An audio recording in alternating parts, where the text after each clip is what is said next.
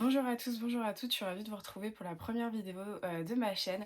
Si vous venez d'Instagram, et je pense que vous venez d'Instagram, comme j'en avais déjà parlé, je me sentais un petit peu frustrée par le support d'Instagram qui me permettait très peu en fait de développer des sujets autour de certains livres, de donner mon appréciation un petit peu plus approfondie, de faire aussi des vidéos thématiques. C'est vrai que la fonction story limite un petit peu en termes de contenu. On a quand même l'habitude d'une certaine instantanéité qui moi du coup me frustrait pas mal. J'en ai beaucoup discuté avec beaucoup d'entre vous et l'idée de la chaîne YouTube en fait avait un gros pour et un gros contre. Le gros pour c'était que j'allais pouvoir m'exprimer un peu comme je voulais, sans être limitée, sans avoir peur en fait de lasser les gens, parce que sur Instagram on cherche aussi un contenu un petit peu instantané. Et le gros compte, c'était que je refuse en fait de renoncer à mon anonymat. C'est quelque chose qui est très important. Peut-être que j'en parlerai un jour si vraiment ça vous semble aberrant que je fasse ce choix au 21e siècle, en 2020, de cacher mon visage sur YouTube. Mais en tout cas, je me suis dit, qu'est-ce qui est le plus intéressant quand tu regardes une vidéo? Regarder le visage de quelqu'un ou regarder sa gestuelle, écouter ce qu'il raconte et surtout l'écouter parler de livres. Et je suis arrivée à la conclusion que j'étais sur YouTube non pas pour m'intéresser au visage des gens, mais pour regarder les livres qu'ils présentaient, regarder leur univers, leur goût littéraire. Et c'est pour ça que j'ai décidé de sauter le pas. J'espère que ce cadrage ne vous dérangera pas trop et qu'on trouvera un moyen, voilà, de parler ensemble de livres et peut-être de vous faire découvrir des choses. Pour cette première vidéo, j'ai décidé de vous retrouver pour un bilan lecture du mois d'avril. C'est quelque chose voilà, sur Instagram où souvent je vais très très vite parce qu'il y a beaucoup de livres à présenter et que je n'ai pas le temps de vous parler vraiment longuement de tous ces livres. Ce mois-ci, j'ai lu 13 livres, soit 5221 pages. Donc c'est un très beau bilan lecture, je vous rassure, ça n'arrive pas tout le temps comme ça. C'est juste qu'avec le confinement, comme beaucoup, enfin pas comme beaucoup, il y a une majorité de gens qui retrouvent un emploi du temps hyper chamboulé et qui ont du mal à s'adapter, et d'autres qui s'adaptent plutôt très bien. Moi, je suis plutôt dans cette deuxième partie, donc j'ai réussi à lire 13 livres, je suis super contente. Et il y a un petit peu tout en fait dans ce bilan lecture. Il y a autant de contemporain que de fantastique jeunesse, et j'ai aussi lu de graphiques, donc je vais vous présenter ça en commençant par les graphiques. Ensuite, je ferai le contemporain et je terminerai par la fantasy jeunesse. J'ai donc lu 2 graphiques ce mois-ci. En fait, j'essaye de me tenir aux dimanches graphiques. Tous les dimanches, en fait, sur la journée, je lis un roman graphique.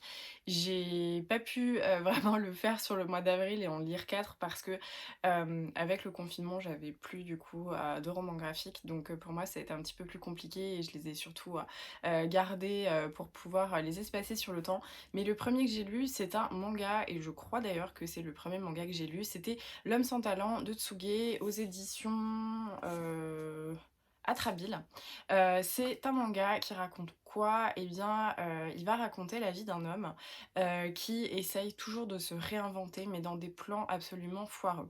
C'est un homme qui s'est immensément illustré dans le manga, qui était reconnu pour ses talents, et pour une raison qu'on ignore, qu'il n'arrive pas à expliquer ou qu'il explique de manière totalement absurde, eh bien il a décidé d'arrêter parce qu'il considère que l'art n'est pas dans le manga.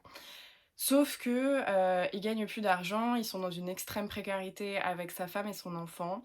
Donc on suit en fait cette rupture du couple, cette rupture de la famille qui comprend pas pourquoi, l'homme s'invente toujours, des passions, totalement aberrantes et qui ont aucune chance de succès. La dernière en date, et on le suit, comme ça, il a décidé de vendre des cailloux. Alors au Japon, apparemment, il y avait, pendant une période, un grand essor autour, de la vente de certains cailloux qui venaient de certaines vallées et qui exprimait certaines choses. Donc il s'est dit allons-y, pourquoi pas, je vais vendre des cailloux.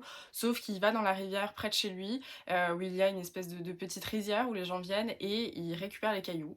Et donc tout le monde lui dit mais c'est absolument absurde, pourquoi on mettrait 2000 yens dans ton caillou alors qu'on peut aller à 2 mètres plus loin, récupérer nous-mêmes notre caillou. Donc il y a beaucoup d'absurde et on comprend que c'est un homme qui est passé par beaucoup de stades donc il a vendu des vieux appareils, photo, ensuite, voilà, il a eu plein de passions un petit peu saugrenues comme ça qui n'ont jamais abouti à rien. Ce qui se passe, c'est qu'on a un homme qui est absolument perdu, qui se sent en marge de la société, qui comprend pas pourquoi ses projets ne marchent pas, qui comprend pas finalement, la nouvelle dimension de l'art qu'on pourrait accorder et qui est dans la critique en fait du mouvement, plutôt que d'essayer d'y faire quelque chose pour au lieu d'essayer de s'insérer dans ce système, en fait, il ne fait que le critiquer et dans une absurdité qui est, en même temps, très sincère et très bouleversante parce qu'on voit que c'est un homme qui ne va pas bien. Ses relations avec sa femme deviennent absolument déplorables, il s'occupe plus de son fils, il est en marge de lui-même, il est en marge de sa vie et j'ai trouvé que c'était un manga qui était, très beau parce que il évoque quelque chose d'assez difficile qui est l'homme et son art, qui est l'homme et sa créativité qui parfois peut être incomprise, par sa faute, par la faute des autres et c'était une manière d'aborder l'art, la créativité et les passions et surtout les ambitions, d'une manière, qui était, assez brutale et en même temps assez douce. Je vous mettrai des plans, du coup pour, le coup de crayon, donc c'est tout en encre de Chine, en noir et blanc. Ça se lit très facilement et si vous avez peur des mangas, moi c'était mon premier et ça s'est fait, relativement naturellement. Voilà, il faut juste s'habituer un petit peu. Mais je trouve que c'est un manga qui fait énormément réfléchir et j'ai vraiment, trouvé la lecture, vraiment, fascinante.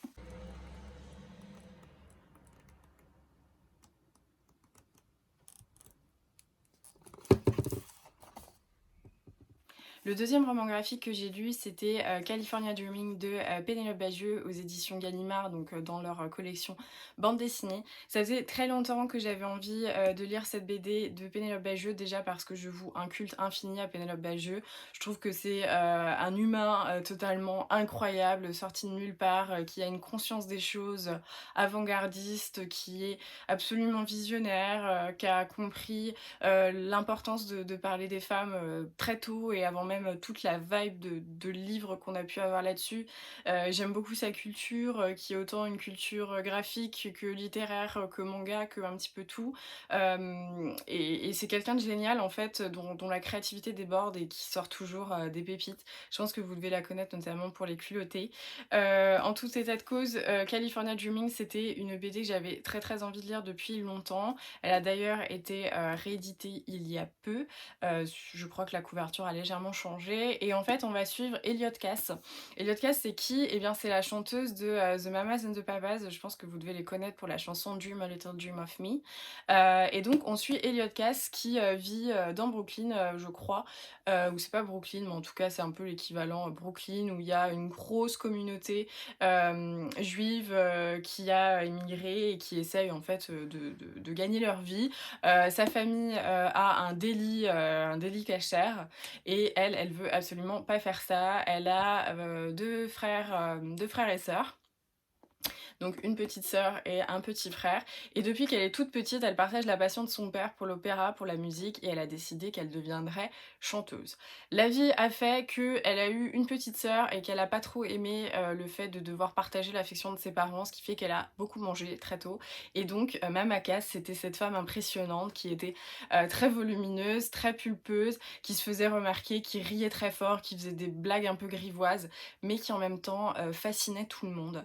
Et donc, on va suivre la vie de Mama Cass, donc de Elliot Cass, qui a tout fait pour arriver là où elle voulait, qui a essayé de combattre les préjugés, qui a essayé de percer, et c'était super bien.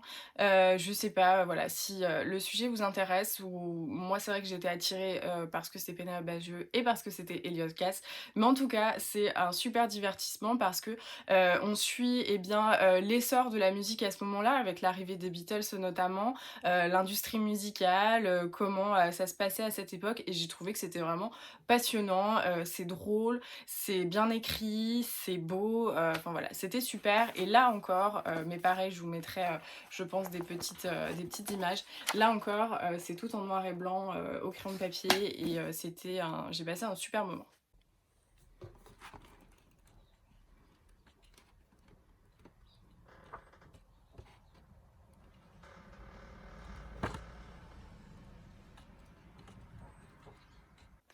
On passe au contemporain et là je vais d'abord vous présenter 2 poches que j'ai lues. Le premier c'est Le Confident, d'Hélène Grémillon aux éditions Folio Poche. J'avais aucune idée de quoi parlait ce roman parce que je l'avais trouvé, chez un bouquiniste à Paris avec, une de mes copines, qui m'avait dit: «Tu devrais absolument le lire parce que, c'était hyper prenant», j'ai pas pu le refermer et effectivement je n'ai pas pu le refermer. Camille en fait vient de perdre sa mère et elle a perdu son père également, donc elle se retrouve orpheline et elle reçoit, une lettre, dans sa boîte aux lettres qui est très épaisse et qui raconte une histoire. Sur le coup, elle comprend pas trop puisque étant éditrice, elle a l'habitude d'avoir des coups foireux des auteurs qui veulent absolument, qu'elle trouve leur roman et qu'elle commence à lire, donc elle se dit: «OK, ça doit forcément être un coup comme ça», sauf que pas du tout. Au fil de la lecture, elle se rend compte que l'histoire qui est dépeinte, donc sur fond de Seconde Guerre mondiale, retrace quelque chose qui peut avoir un lien avec elle. Je veux pas vous en dire plus parce que ça se lit très vite, je crois qu'il y a à peine 200 pages. Je l'ai prêté à ma maman pour qu'elle le lise et en fait, l'histoire s'enchaîne. Pour vous donner un petit peu, envie, ça va être des secrets de famille, d'où vient-elle? Ça va être aussi, pendant la Seconde Guerre mondiale, une histoire avec un pacte avec une femme qui va prendre en compte un bébé. Voilà, je vous en dis pas plus. J'ai ensuite lu La Fêlure de Francis Scott Fitzgerald, toujours aux éditions Folio Poche. La Fêlure, c'est quoi? C'est un recueil de 15 nouvelles qui sont issues des participations et des papiers qu'avait écrit Francis Scott Fitzgerald pour le magazine Esquire à l'époque, qui est un petit peu l'équivalent de notre JQ actuel. Ces nouvelles, elles interviennent à la fin de la carrière de Francis Scott Fitzgerald. Donc évidemment, s'il a dû écrire pour un magazine, on peut comprendre que sa carrière d'écrivain était en déclin. Il faut savoir que la vie de Francis Scott Fitzgerald, elle n'a pas été absolument rose. Ça a été une quête perpétuelle pour le succès, pour échapper à la misère, pour essayer de gérer les crises psychiatriques de Zelda, son épouse. Donc voilà, c'était aussi quand même la génération perdue, une génération un petit peu désabusée comme Ernest Hemingway, etc. Donc on peut déjà imaginer le profil psychologique de Francis Scott Fitzgerald déjà au moment de son essor, mais alors à la fin de sa carrière, c'était sympa, il aurait fallu appeler Freud directement. Et donc, pour ces 15 nouvelles, ça raconte quoi? Et bah, La Fêlure, ça raconte la fin d'un écrivain, tout simplement, mais dans la plus belle manière qui soit. Ça s'ouvre avec plusieurs nouvelles, notamment sur l'argent. Comment gérer son argent quand on a été, toujours miséreux et qu'on se retrouve à avoir, des chèques, énormes de 5 000 $ à l'époque, avec, des tas de domestiques. Alors est-ce qu'on en a vraiment besoin? Il est question avec beaucoup d'humour en plus de, bon bah Zelda, on n'aura plus d'argent, comment on fait? Et ben on a qu'à virer les domestiques, mais non, mais on peut pas vivre sans domestique, c'est impossible. Donc il y a tout ça de manière très ironique et de manière aussi très sarcastique puisqu'il dépeint sa vie avec, beaucoup d'humour et beaucoup de critiques, donc j'ai trouvé que c'était vraiment très habile. Et ensuite, il y a toute une partie qui va, être liée à l'écriture, donc on va, déjà avoir un peu, le paysage de ses insomnies, où il comprend en fait que là, il y a quelque chose qui est effectivement en train de se fêler, il y a quelque chose qui est en train de partir, que toute sa créativité est en train d'être aspirée, jusqu'à arriver voilà à cette nouvelle qui est, il me semble, la dernière, qui s'appelle La Fêlure et qui pour moi est déchirante, le constat d'un écrivain qui n'arrive plus à écrire et qui peut-être n'a plus grand chose à dire non plus. C'était super, moi j'adore Francis Scott Fitzgerald, d'ailleurs, juste là, il y a aussi un recueil de nouvelles.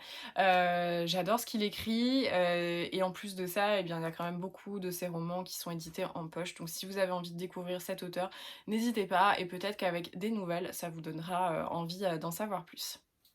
J'ai également lu aux éditions, Charleston, Fille de Bohême de, Vania Pratt. Alors j'en ai parlé plutôt longuement sur Instagram. Moi j'aime beaucoup les livres des éditions, Charleston. J'en lis, plusieurs par mois, quand j'en ai sous la main. Bon là j'ai épuisé mon stock, mais j'en lis beaucoup parce que, j'adore les secrets d'histoire, les secrets de famille. Souvent c'est des romans, avec une double temporalité, donc un personnage, contemporain, dans notre époque à nous, qui va avoir une vie, somme toute classique et qui va, pour une raison ou une autre dans l'intrigue, commencer à, ressasser un petit peu le passé et découvrir des choses et au bout d'un moment forcément les 2 histoires convergent et moi j'aime beaucoup ces romans, à chaque fois je trouve que c'est hyper prenant. Donc quand j'ai vu, qu'il y avait un roman du même acabit et que la partie historique, se déroulait à Paris, pendant la cour des miracles avec, tous, ces bohémiens, donc les cartomanciens, les hypnotiseurs et cetera, je me suis dit: «Super, ça a l'air, trop bien» et donc on suit, comment elle s'appelle? Mélissandre qui, va très bien. Tout va très bien pour elle, dans sa vie. Elle a un mec avec qui elle est depuis longtemps, ils prévoient de se marier, sa meilleure amie, est d'ailleurs, une femme qui a réussi et donc il y a quand même une forte envie, de réussir, de réussite, de lumière en fait, dans sa vie, tout va bien et voilà, elle est très contente et elle enterre la vie de jeune fille de sa meilleure amie et donc là-bas, il y a, une hypnotiseuse et donc elle commence à dire: «Moi je ne crois pas, à l'hypnose, j'y crois absolument pas, voilà». Donc l'hypnotiseuse lui dit: «OK, on fait un pari, je t'hypnotise, si ça marche, bah, tu me dois 100 balles et si ça marche pas, je te dois 100 balles». Donc elle se dit: «OK, je vais le faire» et en fait, elle se retrouve à dormir après ce moment, donc elle se dit: «Bon, bah, c'est pas grave, j'ai pu m'endormir parce que j'ai beaucoup picolé», enfin bon bref. Sauf que quand elle revient, chez elle, toutes les nuits et elle fait des rêves bizarres où elle suit, Evelyne qui est, bah, une bohémienne, qui vole en fait, dans Paris et les rêves vont être très réaliste, elle va s'endormir de plus en plus comme si c'est l'histoire, qui l'appelait à elle. Donc ça commençait plutôt très bien. Moi j'étais pas mal dedans, je trouvais que, la frontière entre le rêve, la réalité, c'était pas mal. Sauf que, là où ça, se gâte. Alors la partie historique était super chouette. On suit Evelyne qui donc est à la cour des miracles et qui est amoureuse, comment s'appelle-t-il? De Cam. Cam est le fils du chef en fait de la cour des miracles, donc il va devoir, reprendre le flambeau et pour reprendre le flambeau et bien, il faut, renoncer à sa, liberté et ne plus quitter la cour des miracles puisque la femme du chef et le chef doivent rester en place à la cour des miracles et Evelyne n'a pas forcément envie de renoncer à sa liberté. En plus de ça, pendant un vol, qui tourne un petit peu mal, elle se fait, choper par un majordome et la femme, on va dire, la maîtresse de ce majordome arrive, qui est du coup, une femme de la noblesse et elle lui laisse sa liberté. Donc c'est un geste qu'elle ne comprend pas parce que forcément à l'époque, ils sont un peu considérés comme de la comme de la comment dire?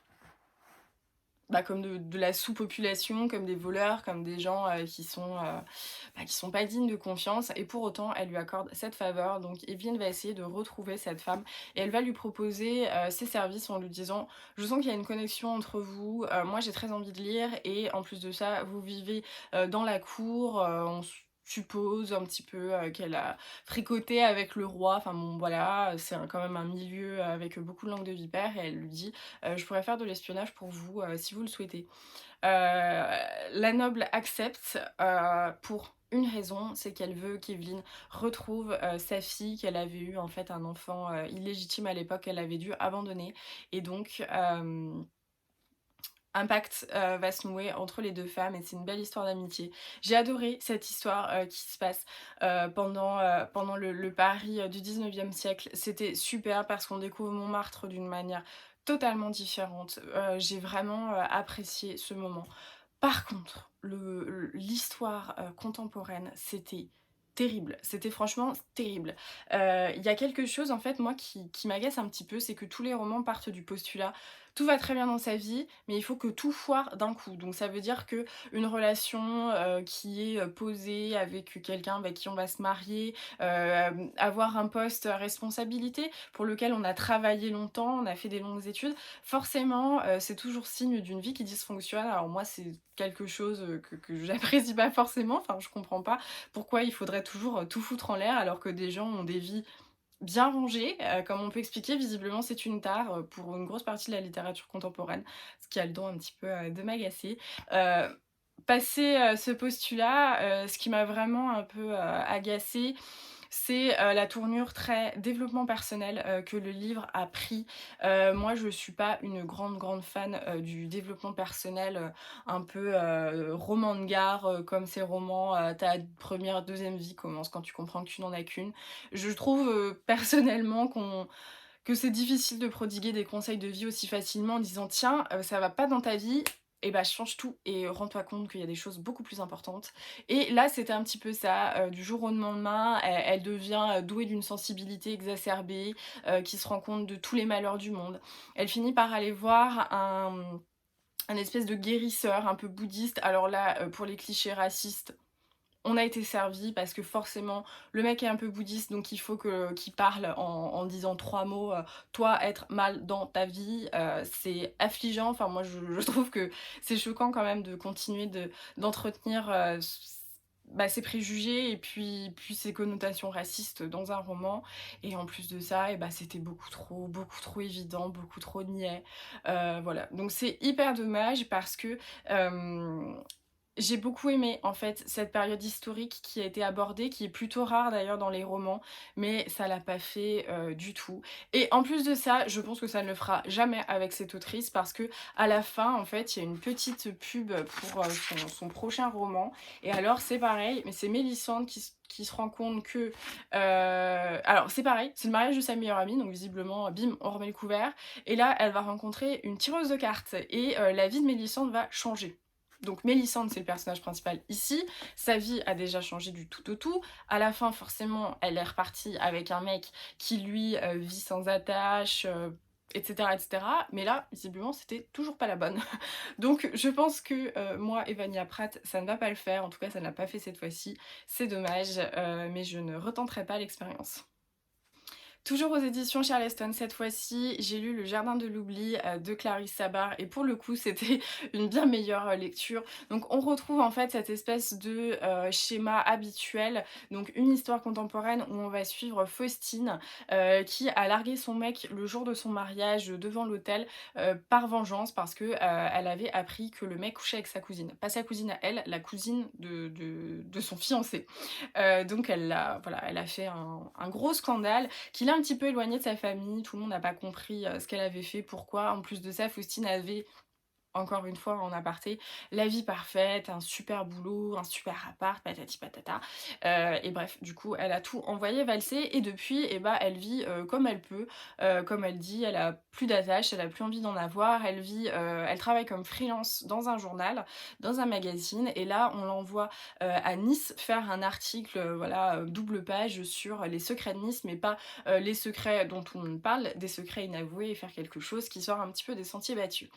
Pour ça, elle va aller chez sa grande-tante et sa femme. Donc ça, trop cool, parce qu'un couple lesbienne, du coup, d'un certain âge, j'ai trouvé que c'était super sympa parce qu'on le voit jamais et c'est très bien d'aborder l'homosexualité de cette manière, pas comme une passade, mais comme, bah voilà, comme la vraie vie de n'importe qui, qu'on soit hétéro ou homosexuel. Donc ça m'a vraiment plu. Et en plus, les deux personnages sont absolument totalement fantasque. Sa grande-tante écrit des polars et sa femme, enfin qui n'est pas sa femme mais voilà, sa concubine, elle, émar un blog de pâtisserie, elle parle de ses followers avec un mot, bah, comme nos grands-parents peuvent prononcer le mot follower.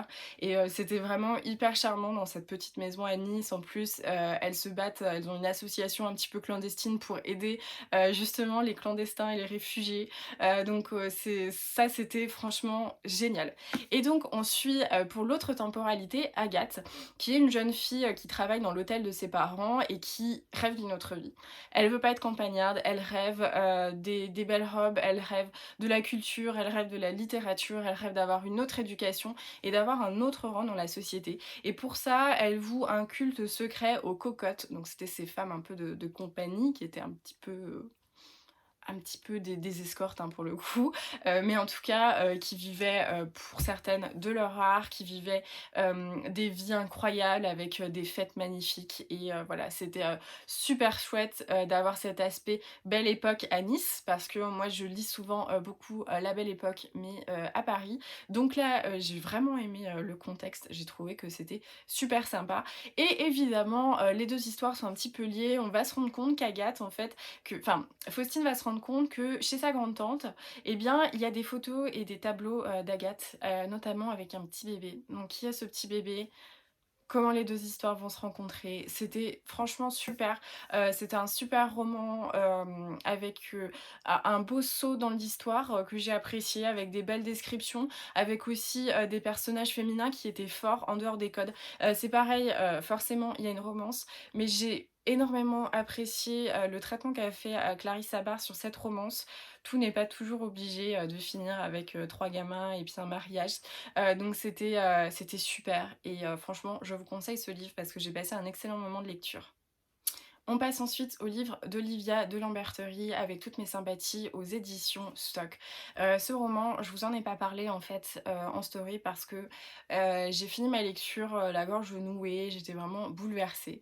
On suit Olivia qui va, raconter, donc c'est pas un spoil, hein, c'est vraiment, le postulat du livre, le suicide de son frère, qui avait, plus de 40 ans. Et c'est un roman bouleversant parce que, il est il est écrit sous une forme de catharsis où on sent qu'elle a eu besoin d'écrire tout ça, même si c'était ô combien difficile, qu'elle a même dû, parfois se forcer, au-delà de sa volonté de surface, d'exprimer et de poser par écrit ce qu'elle ressentait et c'est très bien écrit, sans être trop lourd, sans être trop léger. C'est d'une justesse incroyable, notamment sur les sentiments. On suit cet homme et cette famille, hein, qui dépeint quand même un profil, dépressif suicidaire assez marqué chez les hommes et bah, ça suit beaucoup de choses en fait dans la vie d'Alexandre. Les moments où il a essayé de se battre, les moments où il en pouvait plus, comment la famille peut faire quelque chose. Est-ce que la famille a la capacité de faire quelque chose? Et c'était comme une forme de journal intime de ses émotions, comme une forme de journal intime, pour y mettre, et ses souvenirs, ce qu'elle n'arrive pas à garder en tête. Ça parle de sa peine, de comment elle la gère, ça parle aussi de la dualité qu'on peut avoir, d'aimer énormément ses enfants, son mari, mais d'avoir du mal à se lever pour eux et c'était juste incroyablement beau, incroyablement bien écrit. C'était dur, mais ça traite aussi, du sujet difficile de la santé mentale, qui est un sujet qui m'est énormément cher. Et en plus de ça, ça met en exergue un point qui est très important, qui est que, bah, parfois c'est pas assez pris en charge. Parfois on fait moins attention, aux maladies mentales qu'aux maladies physiques et pour autant c'est aussi dévastateur. Et voilà, c'est un roman, qui a une véritable raison d'être et je suis très heureuse qu'il existe. J'ai lu La carte et le territoire, de Michel Houellebecq aux éditions Flammarion.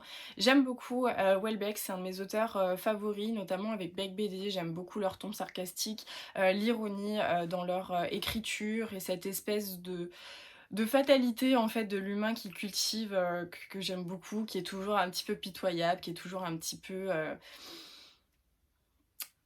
pathétique, mais voilà, moi ça me plaît beaucoup et dans La carte et le territoire, on va lire Jed Martin qui est, un homme en fait, avec une belle créativité qui, a commencé par faire, des études, en photographie, et qui a fait pas mal de séries où en fait il a développé une forme, de série un peu systématique autour de l'objet et autour des créations en fait du XXe siècle. Donc en gros, il a fait, une base de photos, incroyable, d'appareils photo, d'ordinateurs, de claviers et cetera. Enfin, il a pris énormément, de photos comme ça et en fait, au bout d'un moment, il s'est dit: bah, la photo ça marche pas trop, enfin ça c'était pas un bon sujet d'étude alors qu'il avait cette espèce de projet, photographique un petit peu maniaque. Moi d'ailleurs j'aime beaucoup les artistes qui font ça, donc ça m'a déjà intéressée de prime abord.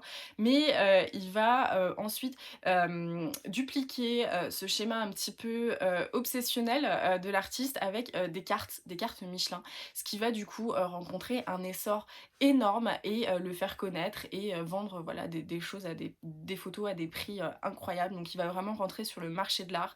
À côté de ça, il va rencontrer Olga qui est, la belle russe, vraiment, pulpeuse, magnifique, blonde avec un corps incroyable, et ils vont entretenir une histoire d'amour, mais c'est une histoire qui va rester plus ou moins inachevée.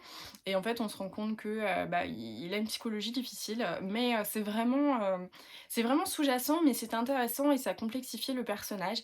Et ensuite, Jed Martin, il va, rentrer, en fait, il va se dire: «OK, la photo c'est terminé. En fait, il passe l'éponge très vite sur des choses qui pourtant l'ont animé en tant qu'humain, en tant qu'artiste pendant des années. Et donc, il va commencer avec la peinture et encore une fois, il va devenir un prodige. Ses toiles vont se vendre à plus de 700 000 euros. Donc en fait, on va suivre Jeanne Martin dans toute la complexité d'un artiste qui se recherche, qui, un petit peu comme L'Homme sans talent, le premier graphique, premier manga que je vous ai présenté, en fait, de leur propre discussion sur qu'est-ce qui peut être rare et qu'est-ce qui peut ne pas l'être. C'était super intéressant. À côté de ça, on a Michel Houellebecq qui fait son apparition dedans, comme écrivain un petit peu pareil en fin de vie. Donc là, j'ai plus ou moins 3 romans dans le même thème, c'est assez rigolo. Et en fait, ça, c'était prodigieux parce que il s'est dépeint mais dans une forme de caricature très juste. Heu, c'est même étonnant, que quelqu'un arrive à une telle clairvoyance, par rapport à soi-même et c c'était hyper absurde, mais tellement bien fait qu'on pouvait y croire, les yeux fermés. C'était un super roman, voilà, moi je l'ai lu, très rapidement, il était pas difficile, il était beaucoup moins vulgaire que les autres romans de Michel Houellebecq. Donc si vous avez un petit peu du mal avec le personnage, celui-ci, laissez-vous tenter parce que moi, qui suis vraiment, attirée par les métiers de l'art et par les artistes en général, et bah, c'était, un très beau moment, de lecture et puis de compréhension de l'artiste, de la créativité, de l'amour, de tout ce qu'il peut y avoir en fait autour de ça et j'ai passé un super moment. Ensuite, je vous les présente en même temps. J'ai lu le tome 3 de Gardien des Cités Perdues et le tome 4 aux éditions Lumen. Je sais pas si ça sert à quelque chose de vous présenter encore une fois cette série, étant donné que c'est des tomes 3 et des tomes 4. Donc c'est un petit peu difficile, mais pour vous résumer, si vous ne connaissez pas encore cette saga, en fait on suit Sophie Foster qui s'est toujours sentie un petit peu en marge de sa famille, en marge des enfants de son âge. Elle a 11-12 ans et en fait elle peut lire les pensées des gens, elle voit ce qu'ils pensent, elle entend ce qu'ils pensent, et elle a des choses qui lui arrivent qui sont un petit peu bizarres, des tentatives d'enlèvement. Elle a fait un jour, voilà, elle a eu un gros accident et c'est à partir de ce moment-là qu'elle a pu entendre des voix. Et un beau jour, il y a un jeune garçon qui a une beauté qui a l'air un petit peu surnaturelle, avec des yeux incroyables, très bleus, qui va la trouver en fait et elle se rend compte que lui aussi entend ce que disent les enfants. Donc elle va se rapprocher de lui et ce garçon c'est Fitz qui va lui apprendre qu'en fait elle vient de Luminaria et que c'est un elfe. Donc pas un elfe comme on peut penser avec des grosses oreilles super moches, vraiment des créatures un petit peu surnaturelles, dotées d'une perfection génétique et chacun doté de pouvoirs particuliers. Sophie va très vite se rendre compte qu'elle est différente des humains, mais qu'elle est aussi différente des elfes parce qu'elle a énormément de pouvoir. On va rentrer dans une histoire rocambolesque avec des personnages qui sont placés là comme des pions et en fait on comprend que l'autrice elle nous amène là où elle veut. Moi pour le présenter à mes amis je dis souvent: «Tu as aimé Harry Potter? OK, lis-le parce que c'est absolument fabuleux. Plus j'avance, plus je suis dans cet univers qui est un univers de conspiration, de secrets, de guerre avec des peuples différents, avec des ogres, avec des gnomes, avec c'est génial. Franchement, c'est incroyable. Lisez-les, moi je les enchaîne alors que, bah, je devrais ne pas les lire, aussi rapidement parce qu'après ça il me reste le 5, le 6, le 7 et le 8 et je crois que le 9 sort en 2021. Mais j'aime tellement cette saga. Je ressens vraiment le même réconfort et le même engouement que Harry Potter. Donc si vous aimez Harry Potter, foncez. Enfin, le dernier livre que je vais vous présenter, c'est Le Dernier Magicien par Lisa Maxwell aux éditions Casterman. C'est un livre qui me fait envie depuis sa sortie, je crois qu'il est sorti il y a 2 ans. Déjà, voilà, la couverture est absolument somptueuse. Alors, après lecture, j'avoue que je trouve que la couverture ne correspond pas forcément à l'ambiance de l'histoire. Là, j'avais l'impression que c'était un truc un peu plus mystique, un peu plus antique, mais en fait, pas du tout. On suit Esta qui est donc dans le New York des années, je crois que c'est les années 1950 à peu près. Euh, je veux pas dire de bêtises. 1930, voilà. Elle est dans les années 1930 et on comprend en fait que, à la manière un peu des X-Men, elle a été retrouvée par un professeur qui lui apprend à gérer son affinité. Son affinité, c'est quoi? C'est une forme de magie, qu'elle doit cacher parce que et bah, s'il y a eu en fait, un moment dans l'histoire où, les mages pouvaient, vivre librement, ce n'est plus le cas parce qu'il y a, l'ordre qui est vraiment une organisation secrète, hyper maléfique qui veut, mettre à mal les mages. Donc elle est obligée de se cacher. Dans New York, il y a une espèce de barrière en fait, autour de Manhattan qui fait que les mages ne peuvent pas sortir de Manhattan.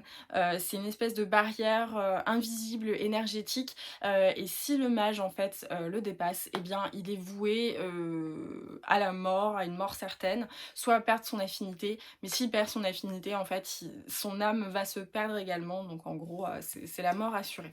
Donc Esthès, c'est quoi son programme? Et bah, elle va devoir, récupérer dans l'histoire, parce qu'elle peut faire des sauts, temporels, elle peut manipuler en fait, le temps. Donc par exemple, là, elle pourrait très bien, mettre en pause le temps, donc moi je bouge pas et puis elle, passer comme ça, enfin bon voilà. Mais elle peut aussi le faire à travers les époques et ce qui lui permet de retourner un petit peu partout pour aller voler certains artefacts. Donc elle fait ça depuis des années et là le professeur il va lui demander d'aller, voler, en 1900 l'Ars Arcana, qui est en fait le livre, magique suprême qui permettrait, de mettre à mal, la barrière. Donc elle va y aller et pour ça, elle va devoir gagner la confiance, de, mince, j'ai oublié son nom. C'est pas Douglas. Je vais le retrouver.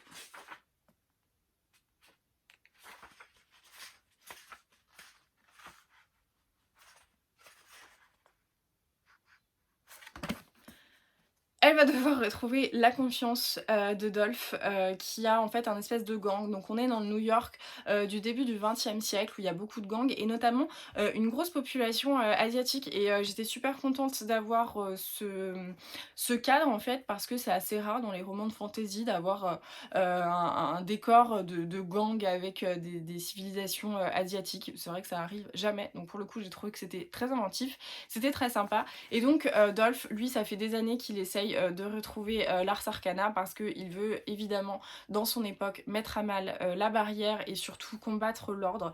Et pour ça, elle va devoir, s'associer au magicien, qui est, bah, un mage également et lui, eh bien, c'est aussi son but, de récupérer le livre. Donc ça va être une histoire de confiance. À qui peut-elle faire confiance? Quand? Comment? Elle va découvrir une vraie famille, en fait, de ces mages qui sont retrouvés à cette époque autour de Dolph, donc c'est quelque chose qu'elle retrouve par rapport à son expérience. C'est des histoires de magie, et bah, de confiance, d'aventures rocambolesques, de gros casses dans des musées pour retrouver les artefacts.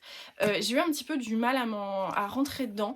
J'en avais parlé sur Instagram parce que j'étais toujours dans Gardien des Cités Perdues et j'avais du mal en fait et bah, trouver autre chose, finalement que l'histoire, de Gardien des Cités Perdues. Pour ça, j'ai eu un petit peu de mal. Mais une fois que je suis rentrée dedans, j'ai adoré cette histoire. J'ai d'ailleurs commandé le tome 2 parce que j'ai vraiment envie de connaître la suite. C'est un gros pavé, mais ça se lit relativement bien parce que franchement, c'est écrit, plutôt gros. Donc voilà, si vous cherchez un roman fantasy avec des histoires de magie qui changent un petit peu de ce qu'on a l'habitude de voir, je vous conseille Le Dernier Magicien parce que c'était super. Voilà, c'est tout pour mon bilan lecture, du mois d'avril. J'espère que cette vidéo vous aura plu. N'hésitez pas à, mettre, un petit j'aime et surtout me dire dans les commentaires si ça vous a plu. C'est plus de travail, c'est nouveau pour moi et ça me ferait vraiment plaisir de voir que j'ai votre soutien, sur, ce projet. Notamment n'hésitez pas à me dire si le plan vous convient, si c'est vraiment trop bizarre de m'entendre parler comme ça ou, si finalement, eh bien, avoir les mouvements de ma bouche, les mouvements de mes mains, ça vous va quand même. J'espère que voilà, j'espère que ça vous aura plu, qu'on aura pu prendre un petit peu plus de temps, ensemble pour discuter des livres et voilà, si ce format vous plaît et bah, n'hésitez pas à me le dire comme ça j'en ferai beaucoup plus souvent et n'hésitez pas aussi à me dire si, la vidéo de ma pile à lire de mai pourrait vous intéresser. Je vous embrasse et je vous souhaite de très bonnes lectures.